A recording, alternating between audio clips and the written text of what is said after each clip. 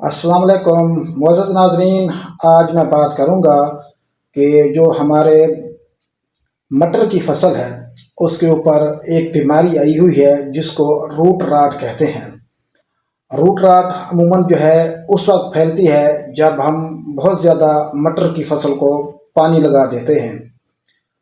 तो उसमें जो इब्तदाई अलामात हैं वो यही हैं कि जो मटर का पौधा होता है सबसे पहले उसकी नशोनुमा रुक जाती है और उसके बाद उसके पत्ते जो हैं वो पीले होना शुरू हो जाते हैं और उसके बाद फिर पूरा का पूरा पौधा जो है वो मुरझा जाता है और जड़ के ऊपर जो है आप देखें तो फिर काले रंग के जो हैं वो धब्बे बन जाते हैं। तो ये एक बीमारी है और मुख्तलिफ जो फंगल स्पीशीज़ हैं उन्हीं की वजह से फैलती है, जिसमें पिथियम है, रेज़िक्टोनिया है और फुजेरियम वगैरह जो है वो शामिल है।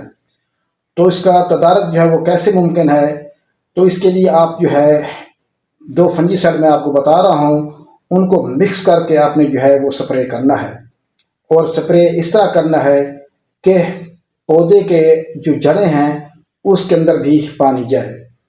तो आपने जो टिबोकोनाजोल है प्लस ट्राइफ्लॉक्सीस्ट्रोबिन 65 ग्राम की ये ले लेनी है और उसके बाद 200 ग्राम थायोफेनेट मिथाइल आपने ये ले लेना है और इसको 100 लीटर पानी के अंदर जो है वो हल कर लेना है और उसके बाद पौधे को अच्छी तरह जो है वो स्प्रे करना है।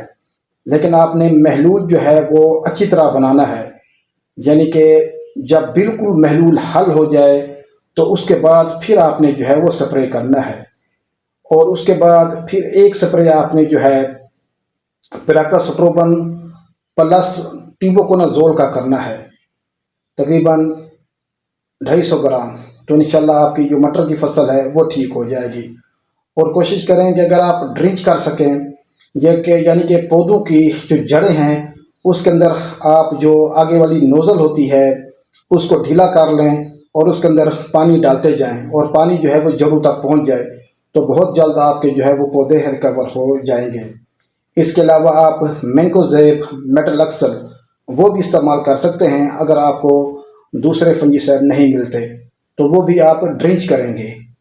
एक स्प्रे आप ड्रिंच का कर लें और उसके बाद एक स्प्रे जो है 5 दिन के वक्फे से आप जो है वो फोलियर का कर लें।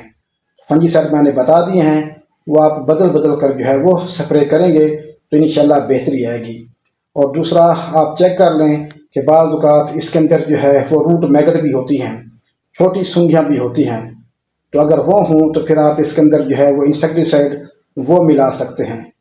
बहुत शुक्रिया। वस्सलाम। पाकिस्तान जिंदाबाद।